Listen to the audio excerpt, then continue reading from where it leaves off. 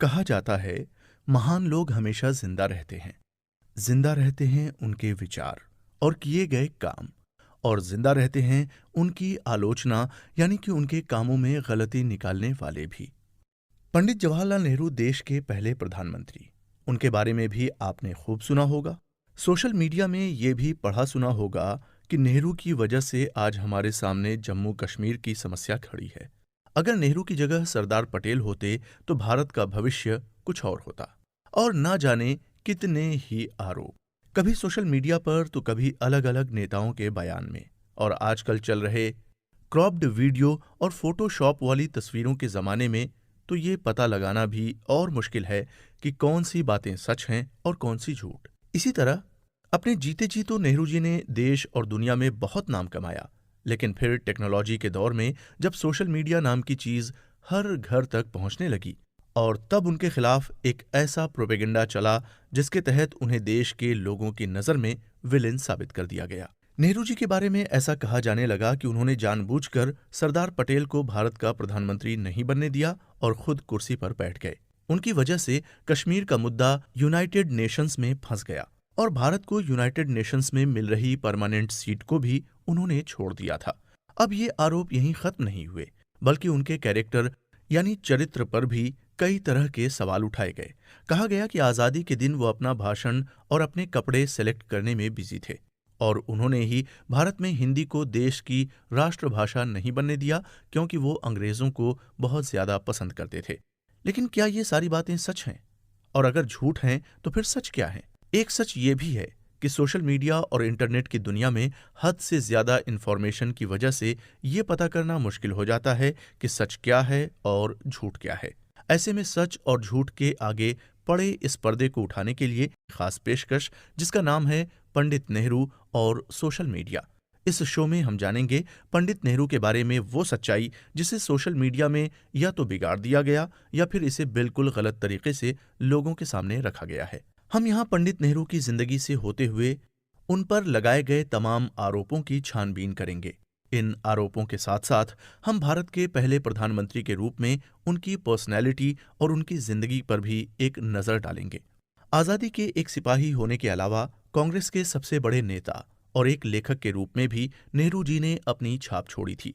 आज जब एक और सोशल मीडिया के जरिए उन्हें एक असफल प्रधानमंत्री बताने की कोशिश की जाती है, तब उसके उलट अपने दौर में कैसे विदेश नीति से लेकर देश के विकास तक के क्षेत्र में पंडित नेहरू ने कितना काम किया, ये जानना भी काफी इंटरेस्टिंग होगा।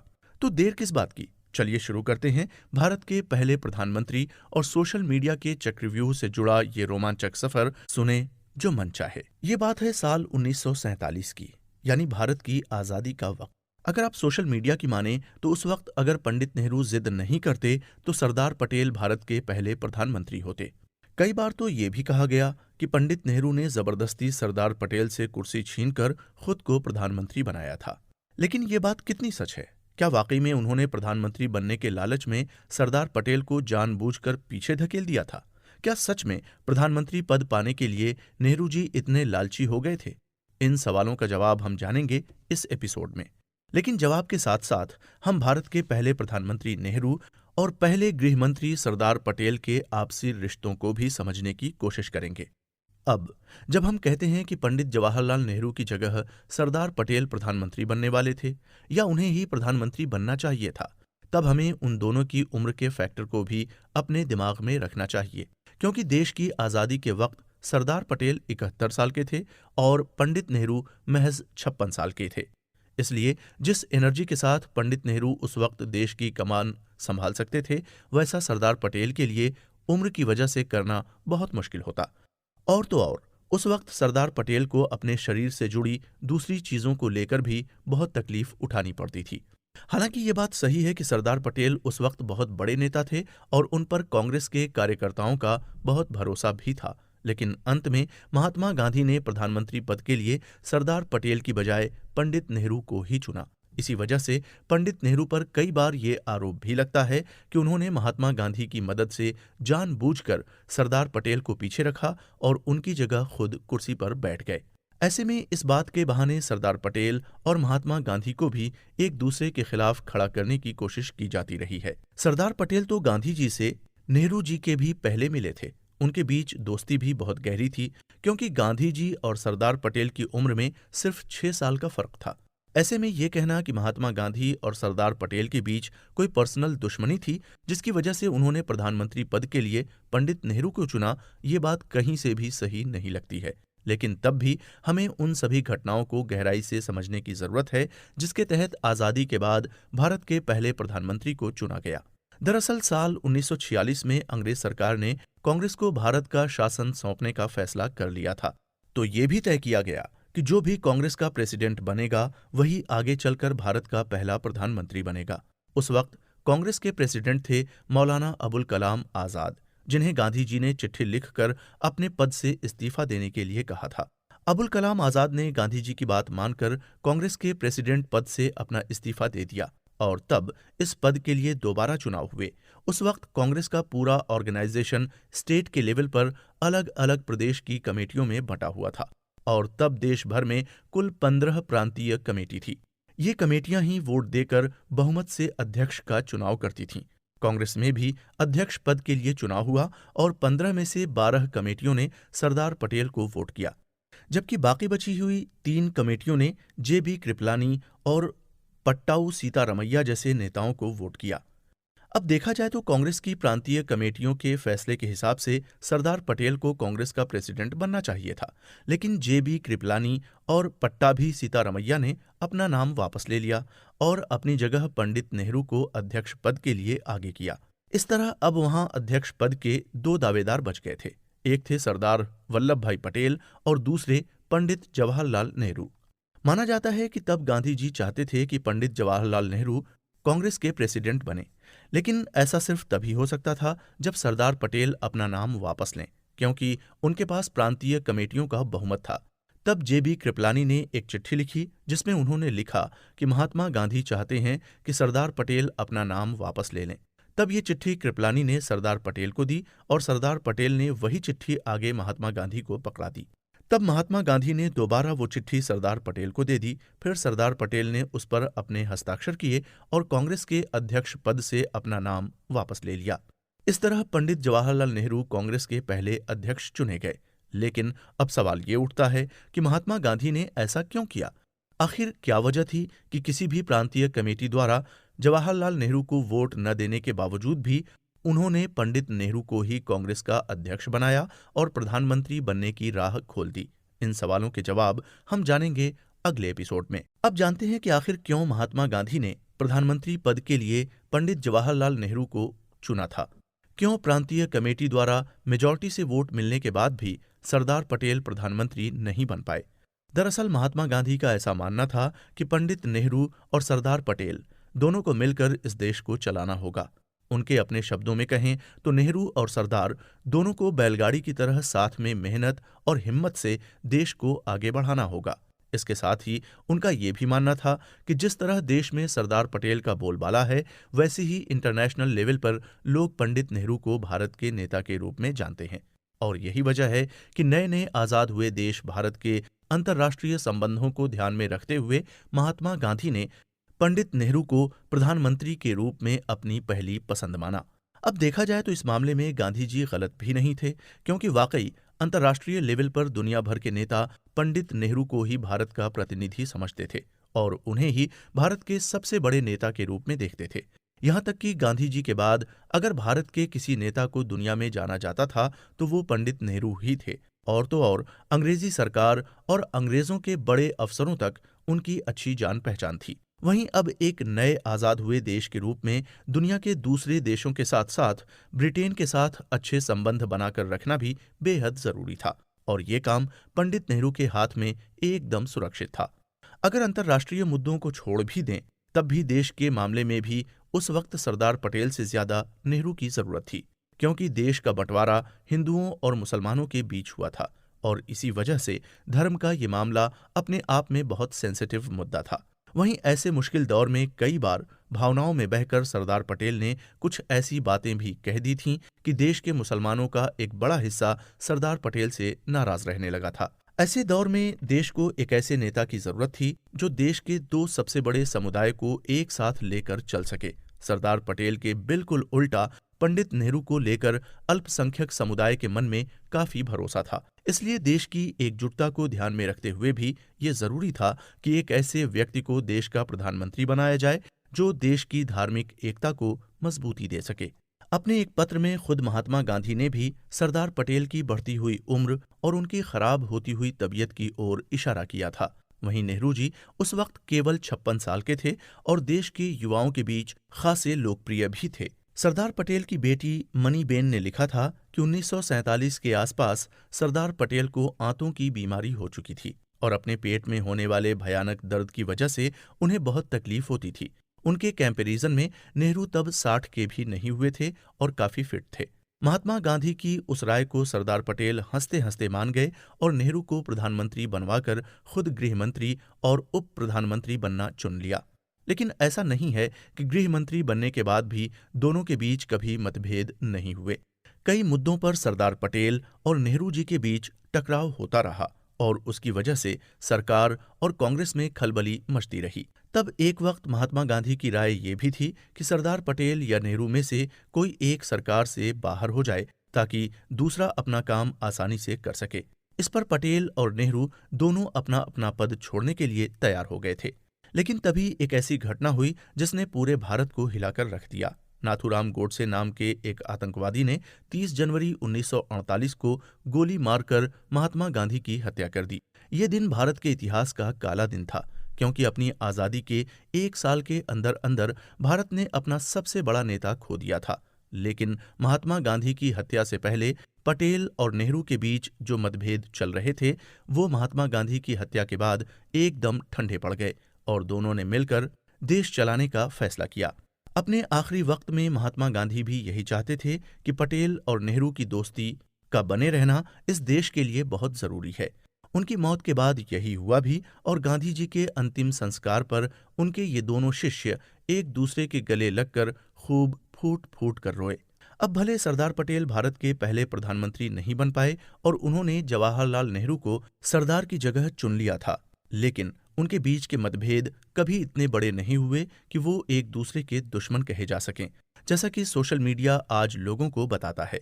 फिर सिर्फ सोशल मीडिया ही क्यों, देश के कई नेता और पढ़े लिखे लोग भी सरदार पटेल को नेहरू जी के खिलाफ खड़े करने की कोशिश करते आए हैं। लेकिन सरदार पटेल खुद इतने बड़े नेता थे कि उनको बड़ा साबित करने के लिए नेहरू जी को छोटा कहने की बिल्कुल भी जरूरत नहीं है। पिछले एपिसोड में हमने प्रधानमंत्री के पद को लेकर नेहरू जी पर लगे आरोप और उसका सच आपको बताया, लेकिन जितनी बड़ी नेहरू जी की शख्सियत है उतने ही ज्यादा उन पर आरोप भी लगते रहे हैं।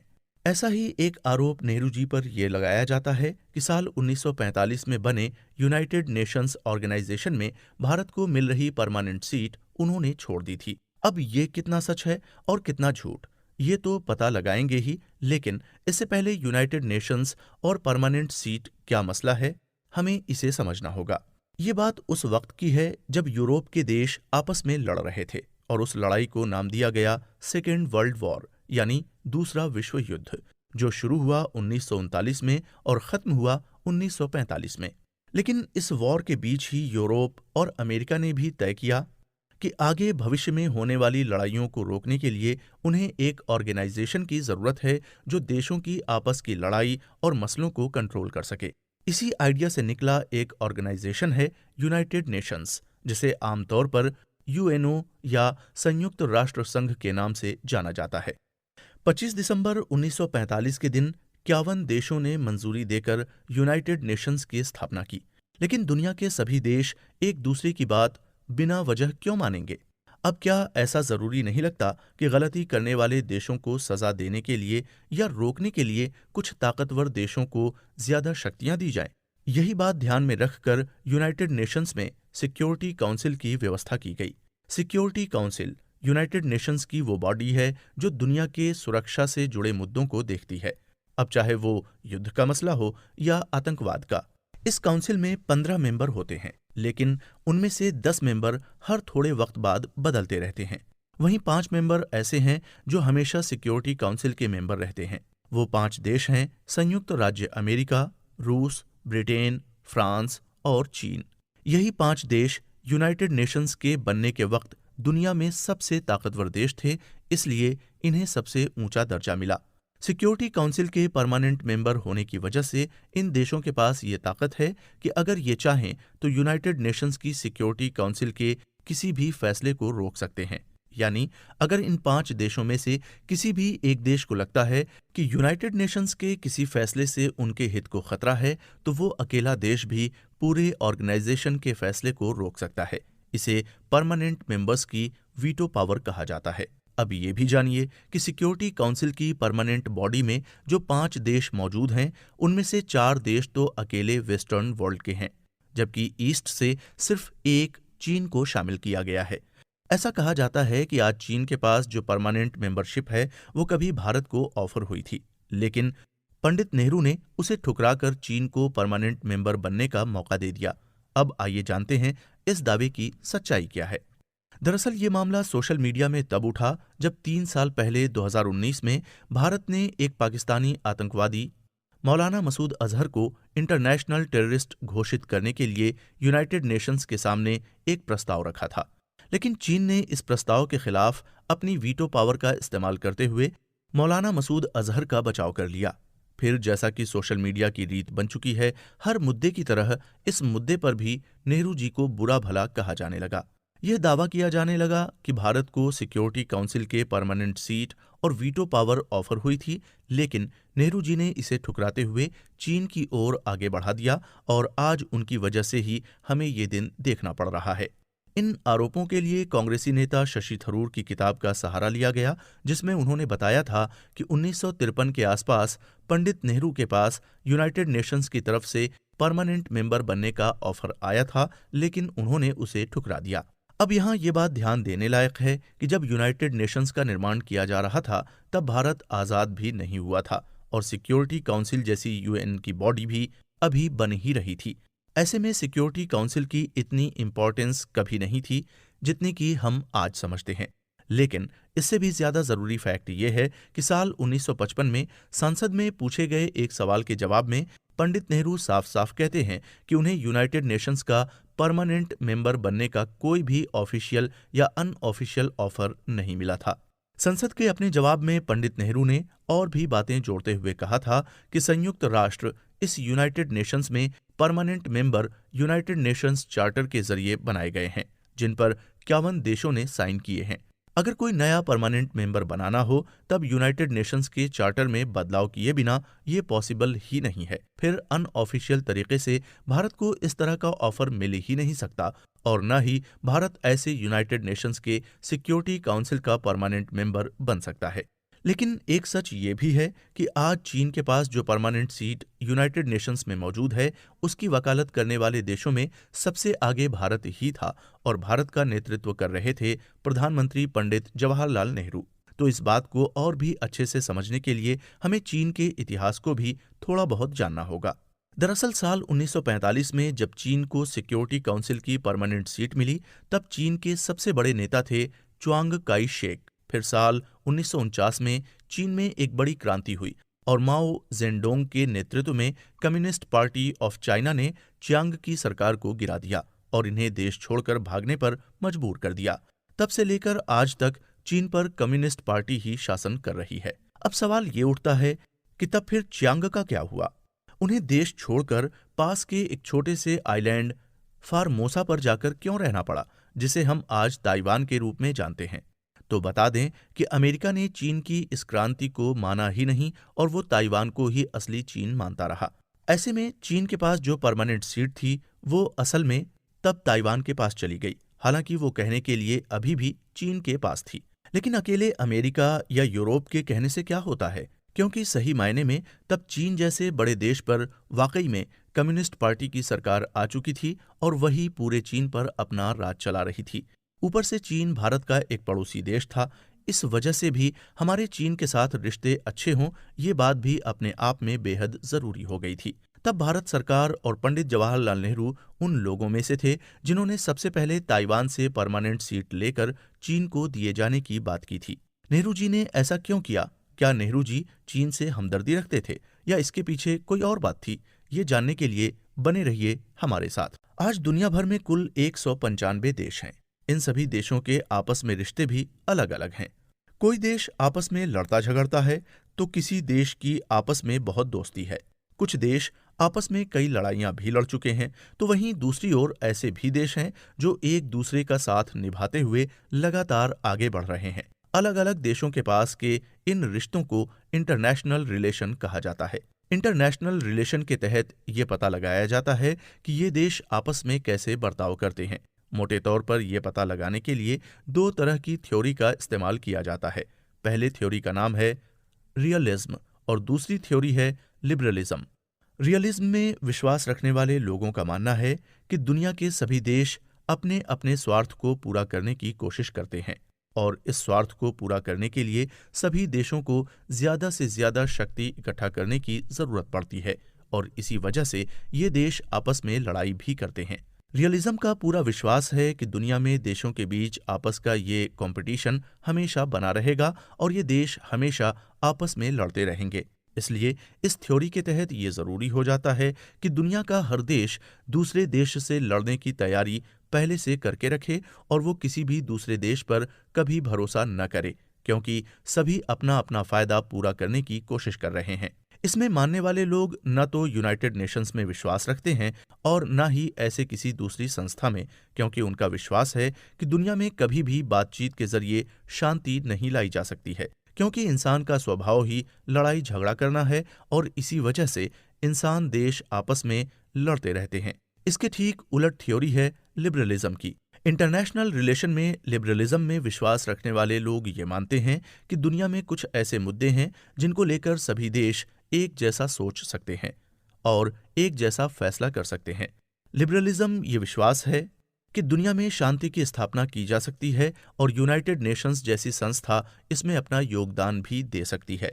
जिस तरह रियलिज्म में विश्वास रखने वाले देश लगातार अपनी ताकत बढ़ाने की कोशिश करते हैं, उसी तरह लिबरलिज्म में विश्वास रखने वालों के लिए ये जरूरी हो जाता है कि वो ज्यादा से ज्यादा दोस्ती करने की कोशिश करें। अब देखा जाए तो दोनों ही बातें अपनी अपनी जगह पर बिल्कुल ठीक हैं। बाकी दुनिया में सारे देश अपना स्वार्थ पूरा करना चाहते हैं, लेकिन इसका मतलब ये नहीं है कि उनके बीच किसी भी बात को लेकर कभी सहमति नहीं बन सकती। हालांकि दोनों ही सोच को जब जरूरत से ज्यादा फॉलो किया जाए तब वो नुकसान भी पहुंचा सकती है, क्योंकि अगर आप जरूरत से ज्यादा लिबरलिज्म की ओर झुके हुए हैं तब आप सिर्फ अपनी ओर से दोस्ती करने की कोशिश करते रहते हैं और ये नहीं सोचते कि सामने वाला देश आपके लिए क्या कर रहा है। पंडित जवाहरलाल नेहरू को इंटरनेशनल रिलेशन में इसी लिबरलिज्म से प्रभावित नेता माना जाता रहा है। ये भी कहा जाता है कि अपने पड़ोसी देश चीन के साथ दोस्ती बढ़ाने के लिए और उसके नेताओं को खुश करने के लिए पंडित नेहरू ने चीन की परमानेंट सीट के दावे का पुरजोर समर्थन किया था। नेहरू जी की पूरी कोशिश थी कि भारत और चीन के रिश्ते बेहतर बने रहें, क्योंकि आपस में लड़ने से किसी का फायदा नहीं हो सकता। लिबरलिज्म की तरह उनका भी ये मानना था कि युद्ध की बजाय बातचीत से दुनिया में शांति लाई जा सकती है और इसके लिए किसी न किसी को तो पहल करनी ही थी। भारत की ओर से पंडित नेहरू ने वो पहल की और मुश्किल घड़ी में कंधे से कंधा मिलाकर चीन का साथ दिया। नेहरू जी के इस कदम की तब भी बहुत आलोचना की गई थी और कहा गया था कि वो इंटरनेशनल रिलेशन की सच्चाई को नहीं समझते और बहुत भोलेपन के साथ किसी दूसरे देश पर इतना भरोसा कर रहे हैं। आगे जाकर साल 1962 में चीन ने भारत पर हमला कर दिया और तब नेहरू जी का ये हिंदी चीनी भाई भाई वाला सपना टूटकर चकनाचूर हो गया। आज हम जब इतिहास में झांक कर देखते हैं तो चीन का यूं साथ देना हमें नेहरू जी की एक बहुत बड़ी गलती नजर आती है। हमें यही दिखाई देता है कि आज अगर चीन इतना ताकतवर हो चुका है और हमारे लिए एक चुनौती बनकर खड़ा है तो उसकी वजह कहीं ना कहीं पंडित नेहरू की वो गलती भी है। लेकिन आज से 70 साल पहले किए गए फैसलों को आप आज के दौर में रखकर किसी को जज नहीं कर सकते। अगर आप ये समझना चाहते हैं कि पंडित नेहरू ने ऐसा फैसला क्यों लिया, तब आपको ये भी जानना होगा कि पंडित नेहरू के सोचने का, समझने का तरीका क्या था। दरअसल पंडित नेहरू खुद भी इतिहास पढ़ते थे और इतिहास पर 2 किताबें भी लिख चुके थे। उनका मानना था कि हमें हमेशा इतिहास को पढ़कर आज के वर्तमान का अंदाजा लगाना चाहिए और उसके हिसाब से तमाम फैसले लेने चाहिए।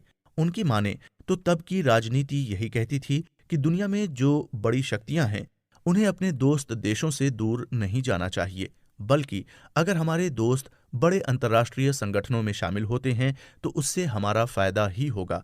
इसलिए वो ये मानते थे कि चीन के परमानेंट मेंबर बनने से भारत को ही फायदा होगा, क्योंकि तब चीन और भारत के बीच में ऐसी दोस्ती थी जो इतिहास में पहले कभी नहीं देखी गई थी और न ही आगे भविष्य में देखी गई। हिस्ट्री के एक स्टूडेंट होने के नाते पंडित नेहरू की इतिहास पर एक नज़र रहती थी। चीन के भविष्य को वो हमेशा जर्मनी के भविष्य से जोड़कर देखते थे। दरअसल दूसरे विश्व युद्ध से पहले 1914 में पहला वर्ल्ड वॉर लड़ा गया था, जिसमें जर्मनी की हार हुई। तब हारे हुए जर्मनी का ब्रिटेन और फ्रांस जैसे जीते हुए देशों द्वारा बहुत अपमान किया गया। जर्मनी पर तरह तरह की रोक लगाई गई और उन पर इतना जुर्माना लगाया गया जो आने वाले 10 सालों में भी जर्मनी नहीं चुका सकता था। अपने देश के इस अपमान की आग जर्मनी के लोगों के दिलों में सुलगने लगी और देखते ही देखते उस गुस्से पर सवार होकर हिटलर नाम का आदमी जर्मनी की गद्दी पर बैठ गया। उसके बाद हिटलर ने यूरोप और बाकी बचे दुनिया में जो तबाही मचाई और जितने लोगों को मरवाया, उस पर तो जर्मन इतिहास आज भी शर्मिंदा है।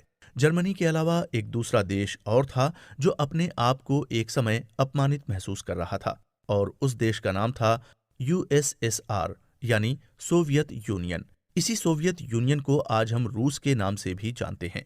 सोवियत यूनियन में उस वक्त कम्युनिस्ट पार्टी की सरकार थी, यानी देश में कोई भी प्राइवेट इंडस्ट्री नहीं थी और देश का सारा कामकाज सरकार के द्वारा चलाया जाता था।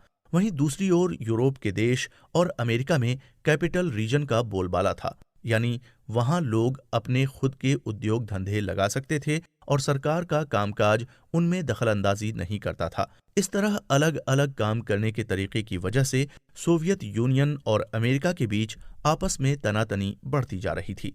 फिर पश्चिमी यूरोप और अमेरिका ने एक तरह से सोवियत यूनियन का बायकॉट कर दिया। शायद यही वजह थी कि हिटलर और सोवियत यूनियन आपस में करीब आते गए और दोनों ने मिलकर आगे दूसरे वर्ल्ड वॉर में तबाही मचा दी। पंडित नेहरू का मानना था कि चीन भी आज अमेरिका और यूरोप की वजह से ऐसा ही अपमान सहन कर रहा है, क्योंकि इतने बड़े देश पर सरकार चलाने के बावजूद भी अमेरिका और यूरोप ने ताइवान जैसे छोटे से आइलैंड को चीन मान रखा है और उसी को परमानेंट मेंबरशिप भी दे रखी है। पंडित नेहरू का मानना था कि ताइवान की वजह से चीन का जो भी अपमान किया जा रहा है, इसका नतीजा वही निकलेगा जो जर्मनी के अपमान का निकला था, यानी एक दिन चीन भी इतना ताकतवर होगा कि दुनिया से अपने अपमान का बदला लेने के लिए युद्ध छेड़ देगा। यही वजह थी कि नेहरू जी ने उस वक्त चीन का साथ देना ही ठीक समझा और यूनाइटेड नेशंस में चीन को परमानेंट सीट देने की वकालत की। कश्मीर, धरती का स्वर्ग, लेकिन धरती के स्वर्ग पर आज खून के दाग लगे हुए हैं। आतंकवादियों और लड़ाई का मैदान बन चुके कश्मीर को भारत के लोग पिछले 75 सालों से जलता हुआ देख रहे हैं। भारत और पाकिस्तान के बीच झगड़े की असल वजह भी कहीं न कहीं कश्मीर ही है। आज भी भारत पाकिस्तान के खराब रिश्ते, भारत में आतंकवाद, अलगाववाद के लिए भी कश्मीर को जिम्मेदार माना जाता है। अब अगर सोशल मीडिया की माने तो कश्मीर की ये समस्या पंडित जवाहरलाल नेहरू की देन है। उन्होंने कश्मीर की समस्या शुरू की और फिर यूनाइटेड नेशंस में उस मामले को ले जाकर इस समस्या को और भी बढ़ा दिया। अब पंडित नेहरू का इसमें कितना रोल था, ये तो हम चर्चा करेंगे ही, लेकिन बिना कश्मीर के हालात को समझे इस मुद्दे को ठीक से समझा नहीं जा सकता है। अब इतना तो आप जान ही चुके हैं कि 1947 में मुस्लिम लीग ने मुसलमानों के लिए अलग देश पाकिस्तान जाने की मांग की थी। उस वक्त ये फैसला किया गया कि भारत के जिन इलाकों में मुसलमान ज्यादा संख्या में रहते हैं वो पाकिस्तान का हिस्सा बनेंगे और जहां हिंदू ज्यादा हैं वो भारत कहलाएगा। इसी आधार पर बंगाल, सिंध, बलूचिस्तान और पूर्वी पंजाब के हिस्से पाकिस्तान को मिल गए, लेकिन जम्मू कश्मीर में मुसलमानों का बहुमत होने के बावजूद भी वो पाकिस्तान में शामिल नहीं हुआ। उस वक्त जम्मू कश्मीर के राजा महाराजा हरि सिंह थे, जो खुद एक हिंदू थे। महाराजा हरि सिंह ने पहले ही ये फैसला कर रखा था कि वो ना तो भारत में शामिल होंगे ना ही पाकिस्तान में। दरअसल दोनों में से किसी भी देश में शामिल होने की या किसी भी देश में न शामिल होकर आज़ाद रहने की छूट अंग्रेजों ने सभी रियासतों के महाराजाओं को दे रखी थी। भारत के कई राजा अपने रियासत को भारत में मिलाकर अपना राजपाट और उसके अधिकार छोड़ चुके थे और वहीं कई नवाबों ने अपनी रियासत पाकिस्तान को दे दी थी। इसके उलट महाराजा हरि सिंह ने आज़ाद रहने का फैसला किया, लेकिन भारत सरकार हरि सिंह को बात करके लगातार उन्हें भारत में जम्मू कश्मीर को मिलाने के लिए तैयार करने की कोशिश कर रही थी। इसी बीच पाकिस्तान ने कश्मीर पर हमला कर दिया और उसे जबरदस्ती पाकिस्तान में मिलाने की कोशिश की। तब हड़बड़ाकर महाराजा हरि सिंह ने कश्मीर को भारत में मिलाने का फैसला किया, लेकिन तब तक पाकिस्तानी सेना कश्मीर में काफी अंदर तक आ चुकी थी और दोनों सेनाओं के बीच जंग शुरू हो गई। उस वक्त संयुक्त राष्ट्र संघ यानी कि यूनाइटेड नेशंस भी नया नया बना था और इस झगड़े के निपटारे के लिए संयुक्त राष्ट्र संघ की राह चुनी गई। भारत की ओर से पंडित जवाहरलाल नेहरू कश्मीर के मुद्दे को यूनाइटेड नेशंस में ले गए और यूनाइटेड नेशंस ने दोनों सेनाओं को जिस जगह पर थे उसी जगह पर रुकने का ऑर्डर दिया। ऐसे में पाकिस्तानी सेना कश्मीर में जितना अंदर आ चुकी थी वहीं रुक गई और वो इलाका कहलाया POK यानी पाकिस्तान ऑक्यूपाइड कश्मीर। भारत आज भी इस इलाके को मान्यता नहीं देता और इसे ऑफिशियली भारत का ही हिस्सा बताता है और यहाँ तक कि भारत सरकार द्वारा जारी सभी मैप में भी वो हिस्सा आज भी भारत का हिस्सा बताया जाता है, जबकि पाकिस्तान POK को अपना हिस्सा मानता है और वहाँ पाकिस्तान की सरकार का शासन भी चलता है। इस सारे मामले में एक मुद्दा ये भी था कि जब महाराजा हरि सिंह कश्मीर को भारत में विलय कर रहे थे, उस वक्त भारत सरकार और महाराजा हरि सिंह के बीच जो समझौता हुआ उसमें आर्टिकल 370 भी जोड़ा गया। इसके तहत कश्मीर को कुछ खास अधिकार दिए गए, खासकर उनका संविधान अलग था और उनका झंडा भी।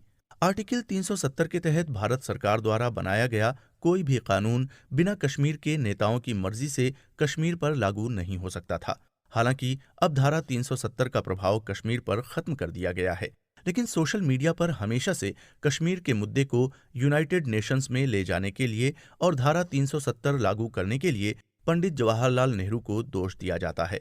ऐसा भी कहा गया कि आज अगर कश्मीर जल रहा है और वहां आतंकवाद की इतनी समस्या बढ़ चुकी है, जिसके जिम्मेदार अकेले पंडित नेहरू हैं। अब जवाहरलाल नेहरू ने क्या किया और क्या नहीं किया, इस बात को जानने से पहले हमें भारत के बंटवारे से जुड़ी कुछ चीजों को समझना जरूरी है।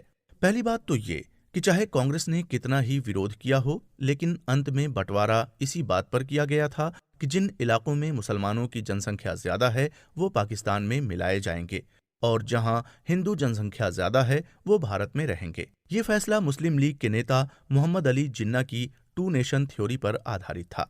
2 नेशन थ्योरी का मतलब है कि भारत में रहने वाले हिंदू और मुसलमान 2 अलग अलग राष्ट्र हैं, यानी मुसलमान और हिंदू दोनों की परंपरा, धर्म और जिंदगी जीने का ढंग अलग है और इसलिए दोनों एक देश के अंदर नहीं रह सकते। अब क्योंकि मुसलमान अलग राष्ट्र हैं, इसलिए उन्हें अपना एक अलग देश बनाना चाहिए। तो इसी आधार पर तय हुआ कि पश्चिमी भारत और पूर्वी भारत के जिन इलाकों में मुसलमान ज्यादा हैं उन्हें पाकिस्तान को दे दिया जाए। इसी आधार पर पंजाब का एक इलाका पाकिस्तान को मिल गया, फिर सिंध भी पाकिस्तान में चला गया और बंगाल का एक हिस्सा भी पहले पाकिस्तान बनाया गया और वही आगे जाकर बांग्लादेश बना। लेकिन कश्मीर में मुसलमानों की मेजॉरिटी होने के बावजूद भी वो पाकिस्तान का हिस्सा नहीं बन पाया। आखिर क्यों बंटवारे का ये प्रिंसिपल कश्मीर पर लागू नहीं किया गया? इसकी एक वजह तो ये है कि भारत कश्मीर को अपने अंदर मिलाकर ये साफ संकेत देना चाहता था कि हम 2 नेशन थ्योरी में विश्वास नहीं रखते। यानी भारत ये मानता है कि हिंदू और मुसलमान 2 अलग राष्ट्र नहीं हैं, यानी चाहे दोनों अलग अलग धर्म हों, लेकिन तब भी दोनों पहले भारतीय हैं और यही उनकी असल पहचान है। इसलिए दोनों धर्म के लोग एक देश में साथ मिलकर रह सकते हैं। लेकिन एक दूसरी वजह ये भी दी जाती है कि मुसलमानों की मेजॉरिटी होने के बावजूद कश्मीर का राजा हिंदू था, इसलिए कश्मीर को भारत में मिलाया गया। लेकिन आपको ये भी ध्यान होना चाहिए कि हैदराबाद में हिंदुओं की मेजॉरिटी थी, लेकिन वहाँ के राजा या कहें कि निजाम एक मुसलमान थे।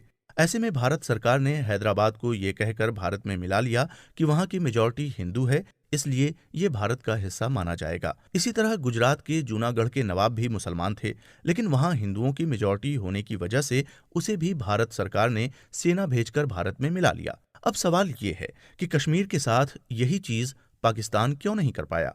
मगर जो काम भारत ने जूनागढ़ और हैदराबाद के साथ किया था, वही काम पाकिस्तान कश्मीर के साथ नहीं कर पाया, क्योंकि भारत ने डिप्लोमेटिक तरीके से पूरा मामला संभालते हुए कश्मीर के मुसलमानों को समझाने की कोशिश की और ऐसा करने वाले शख्स थे पंडित जवाहरलाल नेहरू। लेकिन कश्मीर के मामले को UN में ले जाने का आरोप तो पंडित नेहरू को झेलना पड़ता है, लेकिन कश्मीर को भारत में मिलाने का क्रेडिट उन्हें नहीं दिया जाता। पिछले एपिसोड में हमने जाना कि भारत के अधिकतर मुस्लिम मेजॉरिटी वाले इलाके पाकिस्तान को मिलने के बावजूद कश्मीर भारत में ही बना रहा। हमने ये भी जाना कि इसके पीछे असली वजह पंडित जवाहरलाल नेहरू की डिप्लोमेसी थी। लेकिन उन्होंने ऐसा क्या किया कि मुसलमानों की जनसंख्या ज्यादा होने के बावजूद कश्मीर पाकिस्तान की बजाय भारत में मिला लिया गया। हम इसी सवाल का जवाब जानने की कोशिश करेंगे। आपको बताते हैं इसकी पूरी कहानी। पाकिस्तान के हमले के बाद जब कश्मीर के महाराजा कश्मीर को भारत में शामिल करने के लिए राजी हो रहे थे, तभी कश्मीर के सबसे बड़े नेता शेख अब्दुल्ला ने भारत का साथ देने का मन बनाया। उस वक्त पूरे देश में मुसलमानों को भारत से अलग करने का आंदोलन चल रहा था। एक ओर मुस्लिम लीग और मोहम्मद अली जिन्ना मुसलमानों को भारत के खिलाफ भड़का रहे थे, वहीं दूसरी ओर महात्मा गांधी और नेहरू के नेतृत्व में कांग्रेस मुसलमानों को ये भरोसा दिला रही थी कि हिंदुओं के साथ साथ भारत उनका भी घर है और उन्हें भारत से अलग होने की कोई जरूरत नहीं है। कांग्रेस के अलावा फ्रंटियर गांधी कहे जाने वाले खान अब्दुल गफ्फार खान भी मुसलमानों और हिंदुओं के बीच एकता बनाए रखने के लिए दिन रात काम कर रहे थे। लेकिन कश्मीर में खान अब्दुल गफ्फार खान का कोई भी असर नहीं दिख रहा था। बंटवारे की आग लगातार कश्मीर में फैल रही थी और कश्मीर भारत से अलग हो भी जाता, लेकिन पंडित नेहरू की कश्मीर के नेता शेख अब्दुल्ला से दोस्ती इसके बीच में आ गई। दरअसल कहने को भले महाराजा हरि सिंह कश्मीर के राजा हों, लेकिन वहां के लोगों के बीच सबसे ज्यादा लोकप्रिय थे शेख अब्दुल्ला। पंडित नेहरू ने इन्हीं शेख अब्दुल्ला से अपनी दोस्ती को बनाकर रखा और कश्मीर के लोगों को ये संदेश पहुंचाया कि देश का प्रधानमंत्री भी उनका दोस्त है। इस तरह नेहरू जी ने कश्मीर के लोगों का भरोसा जीतकर उन्हें भारत में रहने के लिए राजी करने का काम किया। ये पंडित नेहरू की दोस्ती का ही असर था कि शेख अब्दुल्ला मुस्लिम होकर भी पाकिस्तान की बजाय भारत को चुन रहे थे। इस तरह कश्मीर को भारत में मिलाने के लिए अगर किसी एक इंसान को सबसे ज्यादा क्रेडिट जाता है तो वो पंडित नेहरू ही हैं। लेकिन ये भी एक सच्चाई है कि कश्मीर के मामले को यूनाइटेड नेशंस में ले जाने वाले शख्स भी नेहरू ही थे। लेकिन क्या वाकई कश्मीर मुद्दे को यूनाइटेड नेशंस में ले जाना एक गलत फैसला था और क्या इसमें भारत का नुकसान हुआ है? अब कम से कम सोशल मीडिया तो यही कहता है कि कश्मीर के मुद्दे को यूनाइटेड नेशंस ले जाने की वजह से ही सारा मामला बिगड़ गया। लेकिन इस बात को समझना जरूरी है कि हर सच्चाई सोशल मीडिया तय नहीं करती और सच्चाई फैक्ट्स और हालातों से तय होती है। इसलिए इस सवाल की पड़ताल करना भी जरूरी है कि क्या वाकई में पंडित नेहरू ने कश्मीर को लेकर कोई गलत फैसला लिया था और क्या यूनाइटेड नेशंस में जाना भारत का और खासकर पंडित नेहरू का एक गलत कदम था। नेहरू जी की फॉरेन पॉलिसी और उनके लिए गए फैसलों को समझने के लिए हमें इस फैक्ट को भी समझना होगा कि 1947 में जब पंडित नेहरू ने कुर्सी संभाली तब देश की हालत इतनी खराब थी कि हमारी इकोनॉमिक ग्रोथ रेट माइनस में जाती थी। देश में चारों ओर गरीबी और भुखमरी के हालात थे। देश बंगाल के अकाल को भी देख चुका था जिसमें लाखों लोग मारे गए थे। ऐसे दौर में पंडित नेहरू ने देश को आगे ले जाने का बीड़ा उठाया। तब उनके पास देश और विदेश दोनों की जिम्मेदारी एक साथ थी। वहीं उसके साथ ही पाकिस्तान से दुश्मनी भी बढ़ती जा रही थी। अब नेहरू जी के लिए गए फैसलों को समझने के लिए पहले हमें अपने आप को उनकी जगह पर रख कर देखना होगा कि वो किस तरह के दबाव में रहकर काम कर रहे थे और अकेले उनके कंधों पर देश की कितनी जिम्मेदारी थी।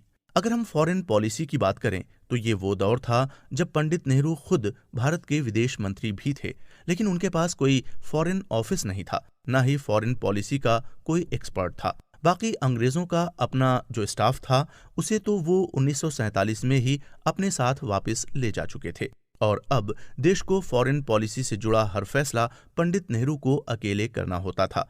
इसी दौरान पाकिस्तान ने कश्मीर पर हमला किया और पंडित नेहरू उस मुद्दे को यूनाइटेड नेशंस में लेकर चले गए। आपको बता दें कि यूनाइटेड नेशंस के सभी फैसले उसके चार्टर में दिए गए नियमों के हिसाब से लिए जाते हैं।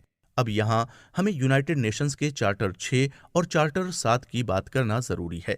चार्टर 6 कहता है कि युद्ध के वक्त यूनाइटेड नेशंस के फैसले को मानना इसके सदस्यों के लिए कंपलसरी यानी कि जरूरी है, जबकि यूनाइटेड नेशंस का चार्टर 7 ये कहता है कि अगर कोई सदस्य चाहे तो सिक्योरिटी काउंसिल का फैसला मानने से इनकार भी कर सकता है। लेकिन यहाँ ये ध्यान देना जरूरी है कि जब पंडित नेहरू कश्मीर का मामला यूनाइटेड नेशंस में लेकर गए तब वो उसे चार्टर 6 की बजाय चार्टर 7 के तहत लेकर गए थे। यानी उन्होंने भारत के लिए ये ऑप्शन छोड़ दिया कि वो चाहे तो यूनाइटेड नेशंस का फैसला मानेगा, नहीं तो इससे इनकार भी कर सकता है। इस तरह पंडित नेहरू इस मामले में बहुत जागरूक थे कि उन्हें कश्मीर के मामले को पूरी तरह यूनाइटेड नेशंस के हाथों में नहीं सौंपना है। उनके द्वारा कश्मीर के मामले को चार्टर 7 में ले जाने का ही ये नतीजा है कि आज भी यूनाइटेड नेशंस का कश्मीर से जुड़ा कोई भी फैसला हमें मानने की जरूरत नहीं है। और अगर पंडित नेहरू खुद कश्मीर के मामले को यूनाइटेड नेशंस में नहीं लेकर गए होते तो यूनाइटेड नेशंस के सिक्योरिटी काउंसिल खुद आगे से चार्टर 6 के तहत इस मामले में दखल दे सकती थी और तब उनका फैसला भारत को मानना ही पड़ता, नहीं तो भारत के खिलाफ कार्यवाही की जाती। ये भी हो सकता था कि यूनाइटेड नेशंस की अपनी सेना कश्मीर में भेज दी जाती और वो शायद आज तक वहीं बनी रहती। यहाँ ये जानना भी जरूरी है कि उस वक्त ब्रिटेन जैसे देश पहले से ही भारत के खिलाफ थे। ऐसे में उन्हें भारत के खिलाफ कोई और फैसला लेने या यूनाइटेड नेशंस के जरिए भारत को नुकसान पहुंचाने का एक मौका मिल जाता। तब यूनाइटेड नेशंस ने इस मामले का ये नतीजा निकाला कि भारत को कश्मीर के लोगों से ही वोट लेकर देखना चाहिए कि वो भारत में रहना चाहते हैं या पाकिस्तान में, या फिर आजाद बने रहना चाहते हैं। इस बात को भी भारत ने इस शर्त के साथ माना कि ये भी तभी किया जाएगा जब पाकिस्तान कश्मीर से अपनी सेनाएं वापस हटा ले। अब ना तो पाकिस्तान ने कभी अपनी सेना वापस हटाई और ना ही भारत को इस तरह कभी कोई वोट करवाना पड़ा। एक और बात ध्यान देने लायक है कि अक्सर हर मुद्दे की तरह कश्मीर के मुद्दे पर भी सोशल मीडिया सरदार वल्लभ भाई पटेल और पंडित जवाहरलाल नेहरू को आमने सामने खड़े करने की कोशिश करती है। देश के कई नेता आपको ये कहते हुए भी मिल जाएंगे कि अगर पंडित जवाहरलाल नेहरू की जगह सरदार पटेल देश के पहले प्रधानमंत्री होते तो कश्मीर का मामला सुलझ जाता और आज कश्मीर का एक हिस्सा पाकिस्तान के पास नहीं होता। लेकिन इतिहास कुछ और ही कहानी बताता है। दरअसल जब देश के आज़ाद होने के वक्त कश्मीर ये तय नहीं कर पाया था कि उसे पाकिस्तान में मिलना है या भारत में, तब भारत के आखिरी वायसराय और सबसे बड़े अंग्रेज अधिकारी लॉर्ड माउंटबेटन कश्मीर यात्रा पर गए और वहां के महाराजा हरि सिंह से मिले। हरि सिंह ने उनसे कहा कि उनकी इच्छा है कि कश्मीर दोनों देशों से अलग एक आज़ाद देश बना रहे। लेकिन माउंटबेटन ने उन्हें समझाया कि ये पॉसिबल नहीं है कि भारत और पाकिस्तान जैसे दो बड़े देशों के बीच कश्मीर एक आज़ाद देश बना रहे और न ही ब्रिटेन कश्मीर को ऐसा कोई स्टेटस देने के लिए तैयार होगा। ऐसे में कश्मीर का दोनों में से किसी भी देश में मिल जाना ही ठीक रहेगा। और महाराजा हरि सिंह से कहा कि अगर आप चाहें तो कश्मीर को पाकिस्तान में भी मिला सकते हैं और इस पर भारत कोई आपत्ति नहीं करेगा, क्योंकि ऐसा वादा खुद सरदार वल्लभ भाई पटेल ने किया है। ऐसा बताया जाता है कि सरदार पटेल शुरू में कश्मीर को भारत में मिलाने के समर्थक में नहीं थे, क्योंकि तब कश्मीर की सबसे बड़ी आबादी मुस्लिम थी और विभाजन का फैसला इसी तर्क के आधार पर हुआ था कि मुस्लिम आबादी वाले क्षेत्र पाकिस्तान को दिए जाएंगे। इसके अलावा सरदार पटेल का मानना था कि ये फैसला कश्मीर के महाराजा पर छोड़ देना चाहिए कि उन्हें भारत में शामिल होना है या पाकिस्तान में। फिर आगे जाकर सरदार पटेल ने कश्मीर पर अपना रुख बदला और ये फैसला किया कि अब भारत टू नेशन थ्योरी के खिलाफ रहकर कश्मीर को भी अपना ही हिस्सा मानेगा। ये सारी बातें ये साबित करने के लिए काफ़ी हैं कि सोशल मीडिया पर पंडित नेहरू के खिलाफ बेमतलब का जहर फैलाया जाता है और उनके साथी रहे सरदार पटेल को उनके खिलाफ खड़ा करने की कोशिश की जाती है। लेकिन सच्चाई सोशल मीडिया से कितनी दूर होती है ये आप और हम समझ ही रहे हैं। आज़ादी, ये शब्द सुनते ही आपके जहन में सबसे पहले क्या आता है? इस पर भारत के लगभग हर किसी का जवाब होगा 15 अगस्त 1947। लेकिन क्या वजह थी कि 15 अगस्त 1947 के बारे में बात करते हुए दिल्ली के बिरला हाउस में बैठे महात्मा गांधी कह रहे थे कि ये दिन जश्न मनाने का नहीं है, बल्कि प्रार्थना करने का है और ये सोचने का है कि क्या हम सही कर रहे हैं या गलत। आखिर क्या वजह थी कि जब हमारा देश 200 सालों की गुलामी से आज़ाद हो रहा था, तब देश की आज़ादी का सबसे बड़ा सिपाही जश्न मनाने की बजाय दूर बंगाल की गलियों में नंगे पांव चल रहा था। ये कहानी है भारत के इतिहास के सबसे खूनी पन्ने की। वो दौर जब इंसान के रूप में हैवान हाथ में तलवार लेकर गलियों में खून बहा रहे थे। जिन्ना के नेतृत्व में मुस्लिम लीग ये ऐलान कर चुकी थी कि वो मुसलमानों के लिए पाकिस्तान लेकर रहेगी। वहीं कांग्रेस ने कहा था कि बंटवारा उन्हें मंजूर नहीं है और गांधी जी तो ये भी कह गए कि अगर भारत का बंटवारा हुआ तो उनकी लाश पर ही होगा। तब जिन्ना ने भी तय कर लिया कि अब बंटवारे के लिए लाशें ही गिराई जाएंगी। मोहम्मद अली जिन्ना ने पूरे देश में डायरेक्ट एक्शन डे की घोषणा की और उसके तहत देश भर में भयानक दंगे शुरू हो गए। लाखों हिंदू और मुसलमान मारे जाने लगे और अनगिनत औरतों का बलात्कार हुआ। न जाने कितने बच्चे अनाथ हो गए और न जाने कितनों को अपना घर छोड़कर भागना पड़ा। बंगाल, बिहार और दिल्ली की गलियां खून से रंगी जा चुकी थीं और जिन इलाकों में मुसलमान रहते थे वहां हिंदू जाने से भी घबराते थे। वहीं हिंदुओं के इलाकों में मुसलमान पैर नहीं रखते थे। आजादी की लड़ाई में कंधे से कंधा मिलाकर लड़ने वाले दो समुदाय अब एक दूसरे के खून के प्यासे हो चुके थे। देश आजाद हो गया, लेकिन ये दंगे इसी तरह से चलते रहे। इसी से परेशान होकर महात्मा गांधी आजादी का जश्न छोड़कर बंगाल चले गए और गली गली घूमकर लोगों से आपसी लड़ाई छोड़ने के लिए कहने लगे। देखते ही देखते बंगाल की गलियों में खून खराबा बंद हो गया और लोगों ने इसे महात्मा गांधी का चमत्कार कहा। लेकिन दंगों के उन काले दिनों के सालों बाद सोशल मीडिया पर यह कहा गया कि जब देश दंगे की आग में झुलस रहा था, तब 15 अगस्त 1947 के दिन पंडित नेहरू अपने भाषण तैयार करने और अपने लिए कपड़े सिलेक्ट करने में बिजी थे। कहा गया कि नेहरू जी को देश में दंगों की जरा भी चिंता नहीं थी और उन्हें बस अपनी पड़ी थी। कितनी सच्चाई है इस दावे में, और क्या सच है 15 अगस्त 1947 का? आखिर कैसा था आजादी का पहला दिन और उस वक्त दिल्ली में क्या चल रहा था जब भारत आजादी की हवा में अपनी पहली सांस ले रहा था? 15 अगस्त के दिन दिल्ली के प्रिंसेस पार्क में 5 लाख लोग जमा हो चुके थे, जिनके सामने पहली बार तिरंगा झंडा फहराया गया। तिरंगे को सलामी देने के लिए सेना अपनी परेड की तैयारी कर रही थी और तभी देश के दूसरे कोने में दंगे भड़क रहे थे।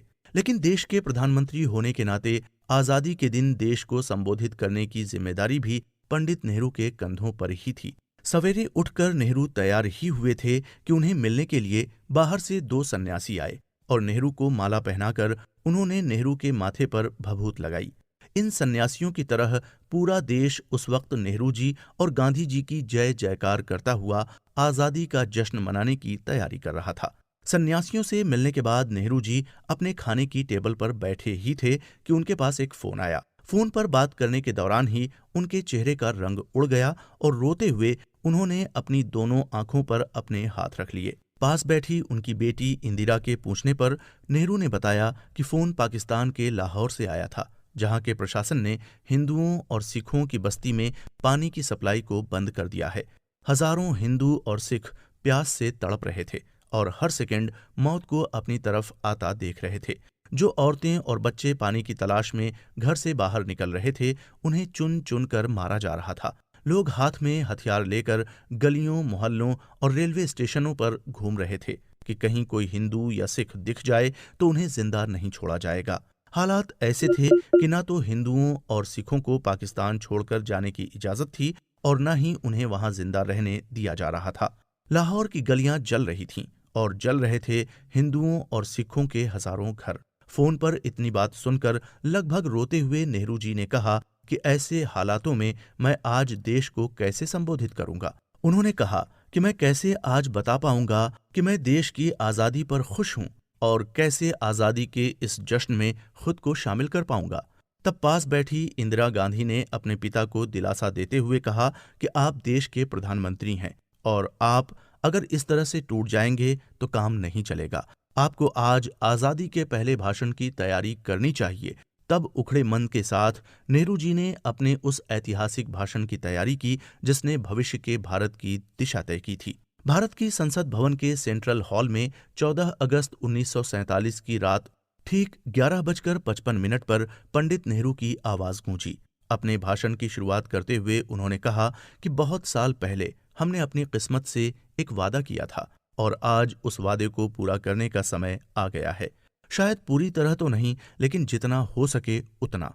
उन्होंने कहा कि जब आधी रात हो रही होगी और सारी दुनिया सो रही होगी, तब भारत जाग कर आजादी की सांस लेगा। नेहरू जी ने कहा कि ये एक ऐसा मौका है जब भारत के लोगों को भारत से भी बढ़कर पूरी इंसानियत की सेवा करने की कसम खानी चाहिए। आगे हजारों सालों की भारत के सफर के बारे में बात करते हुए प्रधानमंत्री नेहरू ने कहा कि इतिहास के शुरुआत से ही भारत ने अपनी किस्मत की खोज शुरू कर दी थी। इसलिए हम कई बार सफल हुए तो कई बार हार का भी सामना करना पड़ा। लेकिन चाहे भारत ने अच्छे दिन देखे हों या बुरे, लेकिन कभी भी भारत ने अपने लक्ष्य को आंखों से गायब नहीं होने दिया और न ही उन आदर्शों को भुलाया जिनसे भारत को शक्ति मिलती है। लेकिन भाषण देते वक्त भी पंडित नेहरू आज़ादी के जोश के साथ साथ भारत के लोगों की जिम्मेदारी को लेकर भी काफी जागरूक थे। इसलिए आगे उन्होंने कहा कि आज़ादी और शक्ति हमेशा जिम्मेदारी के साथ आती है और उस जिम्मेदारी को इस संसद को संभालना होगा जो भारत के करोड़ों लोगों की रिप्रेजेंटेटिव है। उनके अनुसार ये न तो आराम करने का वक्त है न ही थक कर बैठ जाने का, क्योंकि आगे भारत को और भी काम करना है जिनसे वो उन वादों और कस्मों को पूरा कर सके जो भारत के लोगों से किए गए हैं। नेहरू जी ने कहा कि भारत की सेवा करने का मतलब है भारत के करोड़ों दुखी लोगों की सेवा करना। अब ऐसे जरूरी वक्त में भला कोई महात्मा गांधी को कैसे भूल सकता है। इसलिए अपने भाषण के बीच वो महात्मा गांधी का जिक्र करते हुए उन्होंने कहा कि हमारी पीढ़ी के सबसे बड़े आदमी का ये सपना रहा है कि वो हर आंख का आंसू पोंछ सकें। हो सकता है कि हम ये काम पूरी तरह कभी ना कर पाएं, लेकिन जब तक लोगों की आंखों में आंसू और दुख हैं तब तक हमारा काम कभी भी पूरा नहीं होगा। अपने इस भाषण में पंडित नेहरू विभाजन और उसकी वजह से मारे गए लोगों का दर्द छुपा नहीं पाए। भरे मन से विभाजन से प्रभावित लोगों का जिक्र करते हुए नेहरू जी ने कहा कि इस मौके पर हमारे ध्यान में वो भाई और बहन भी हैं जो राजनीतिक सीमाओं की वजह से अलग थलग पड़ गए हैं और वो लोग उस आज़ादी की खुशियां नहीं मना सकते जो आज हमारे पास आई है। वो लोग भी हमारे हिस्से हैं और हमेशा हमारे ही हिस्से रहेंगे, चाहे कुछ भी हो जाए। फिर जैसे ही पंडित नेहरू का ये ऐतिहासिक भाषण खत्म हुआ और 12 बजे देश आज़ाद हुआ तो चारों ओर शंख बजाए जाने लगे और लोगों की आंखों से आंसू आने लगे और देखते ही देखते महात्मा गांधी की जय जयकार के नारों से पूरा आसमान गूंज उठा। इसके बाद कांग्रेस के नेता सुचेता कृपलानी ने पहले सारे जहां से अच्छा और फिर वंदे मातरम गीत गाया। उसी वक्त संसद भवन के बाहर दिल्ली में मूसलाधार बारिश हो रही थी और उस बारिश में भीगते खड़े हजारों लोग महात्मा गांधी की जय के नारे लगा रहे थे। जैसे ही पंडित नेहरू संसद से बाहर निकलकर लोगों के बीच आए तो लोग उन्हें घेर लेने के लिए आगे बढ़ने लगे। उस दिन की गवाही देते हुए प्रसिद्ध लेखक खुशवंत सिंह कहते हैं कि जैसे ही देश आजाद हुआ तो वहां मौजूद हर एक शख्स रो रहा था और अनजान लोग खुशी मनाते हुए एक दूसरे को गले लगा रहे थे।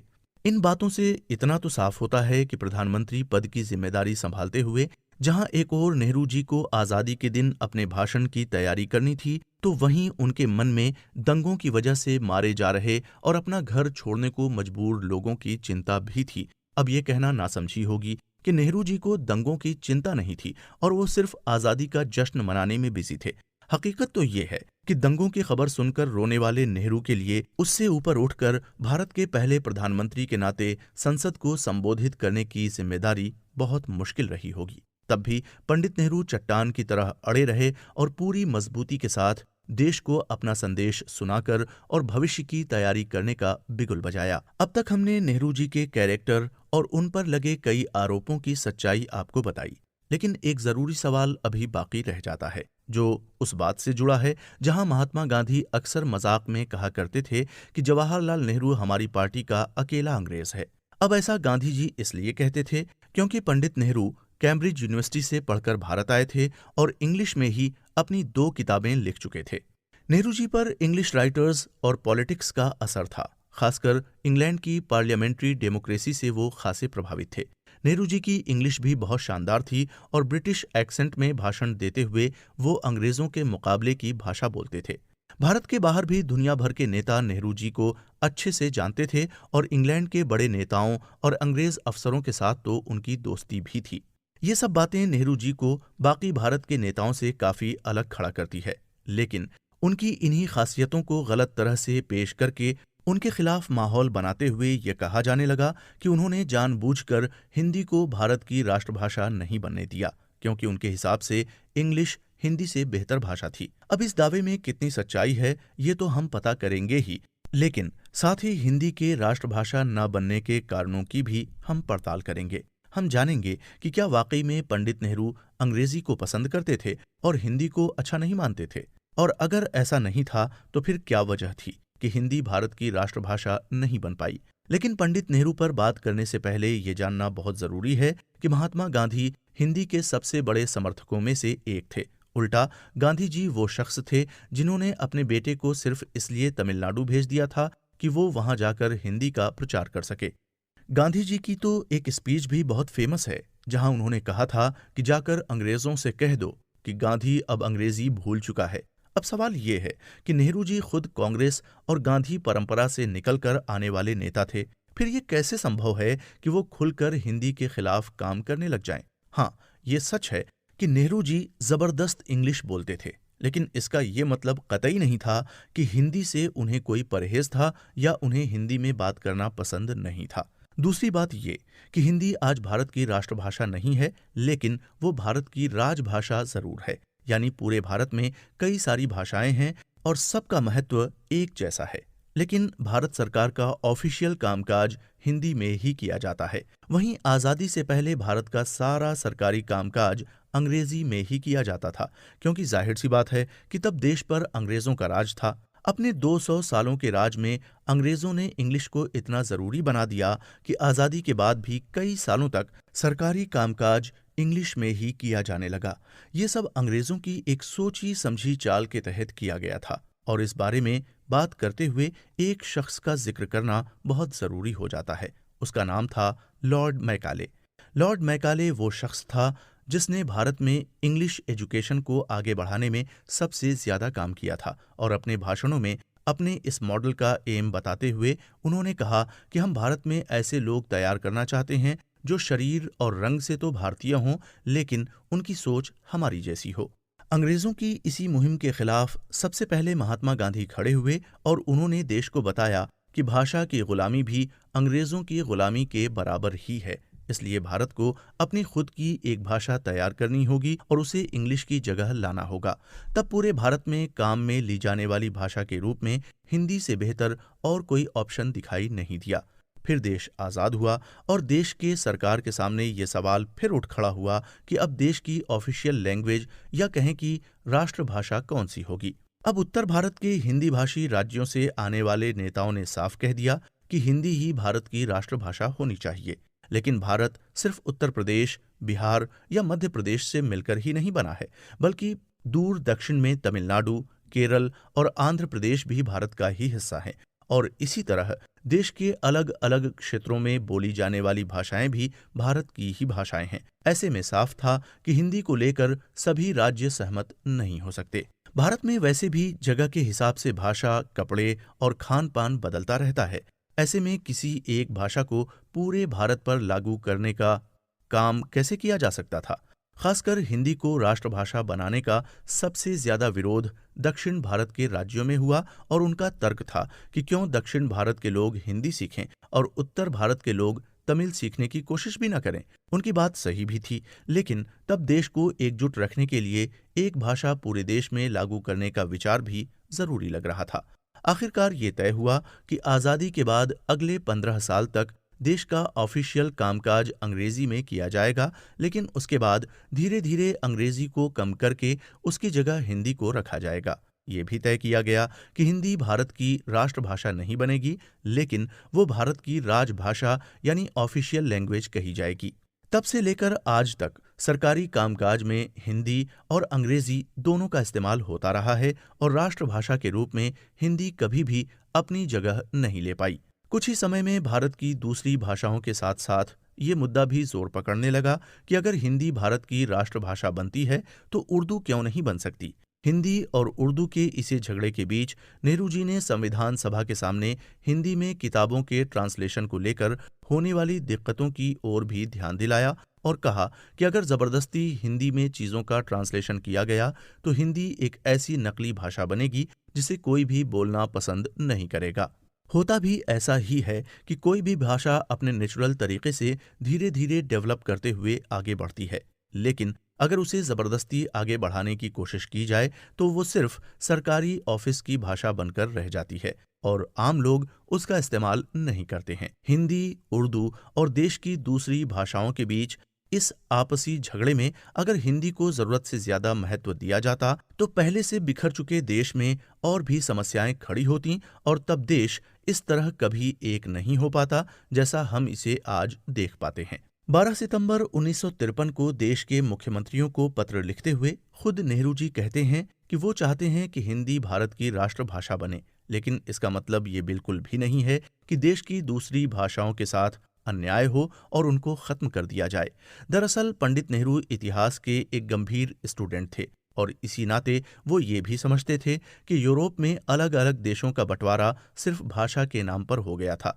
यानी पूरे यूरोप में जहां सिर्फ गोरे लोग रहते हैं, वहां भी जर्मनी, फ्रांस और ब्रिटेन के लोग इस बात पर अलग अलग देश बनाकर रहने लगे थे कि उनकी भाषा अलग अलग है। ऐसे में इस बात को नेहरू जी अच्छे से समझते थे कि भाषा का ये मुद्दा देखते ही देखते भारत में भी देश को तोड़ने वाला हो सकता है। और यही वजह थी कि खुद हिंदी को बेहद पसंद करने वाले और उसे राष्ट्रभाषा के रूप में देखने का सपना रखने वाले नेहरू जी ने कभी भी देश की दूसरी भाषाओं से हिंदी की दुश्मनी नहीं करवानी चाहिए। आज़ादी के वक्त भारत के पास पहले से ही कई सारी चुनौतियां और दिक्कतें थीं जिनका आज़ाद भारत को सामना करना था। ऐसे में भाषा के नाम पर देश के सामने नया झगड़ा खड़ा करना मुसीबत को मोल लेने जैसा होता। इसी बात को समझाते हुए 13 मार्च 1948 को जवाहरलाल नेहरू अपने भाषण में कहते हैं कि हमने आज अंग्रेजी को कामकाज की भाषा बनाया है और ऐसा इसलिए किया गया है ताकि झगड़े फसाद से छुटकारा पाया जा सके।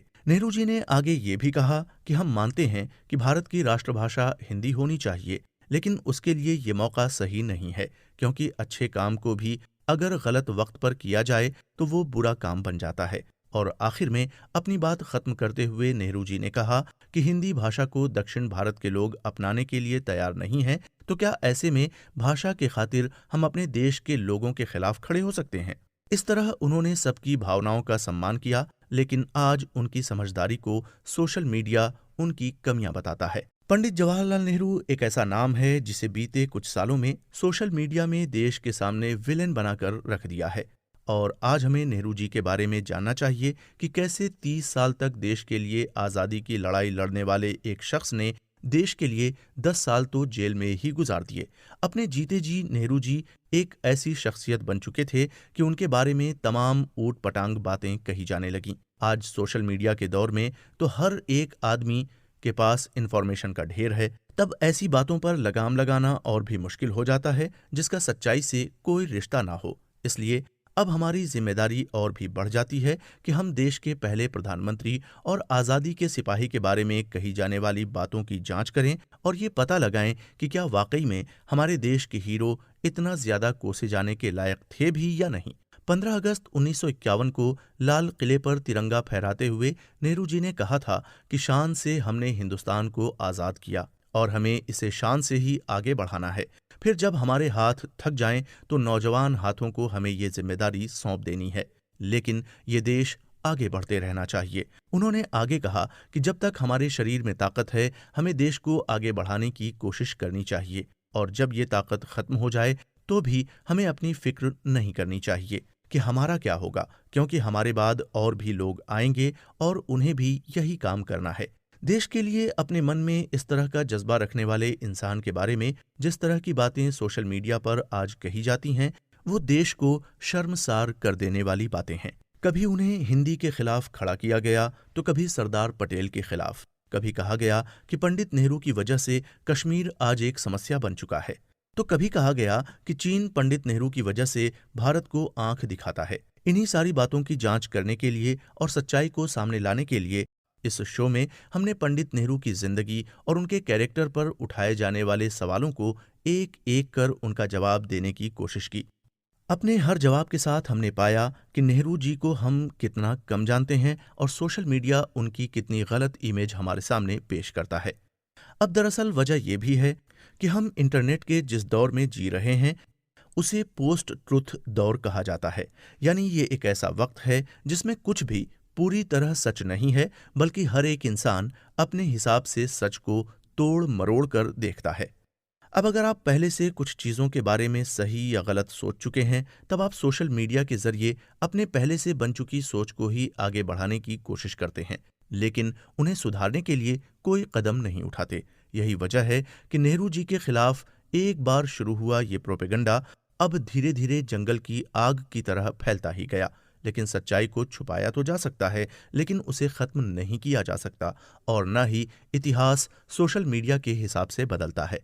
हमने भी उसी इतिहास का सहारा लेकर जाना कि पंडित नेहरू ना तो हिंदी के खिलाफ थे और ना ही सरदार पटेल से उनकी कोई दुश्मनी थी। नेहरू जी पर लगे तमाम इल्जामात पर जांच करते हुए हमने ये भी जाना कि यूनाइटेड नेशंस और कश्मीर को लेकर उन्होंने जो फैसले किए वो उस वक्त के हिसाब से और देश के लिए किए गए सबसे बेहतर फैसले थे, और उनकी जगह कोई और भी होता तब भी शायद वही फैसले लेता। इस Pandit Nehru beyond social media podcast को सुनने के बाद हमें ये बात समझ आ जानी चाहिए कि आज से 75 साल पहले हुई चीज़ों को हम आज के हालातों के हिसाब से जज नहीं कर सकते, और न ही ये कह सकते हैं कि उन मुश्किल हालातों में देश के जिम्मेदार लोगों ने जो फैसले किए वो सब गलत ही थे। दरअसल इतिहास कभी भी ब्लैक एंड व्हाइट में नहीं होता, बल्कि इसमें कई सारे रंग होते हैं और हर रंग का अपना एक सच होता है। ये थी हमारी आज की खास पेशकश। इस ऑडियो बुक के तथ्य हमने बहुत सारी इतिहास की किताबों और आर्टिकल से पढ़े और सत्यापित किए हैं और आप तक पहुंचाए हैं। आप सुनते रहिए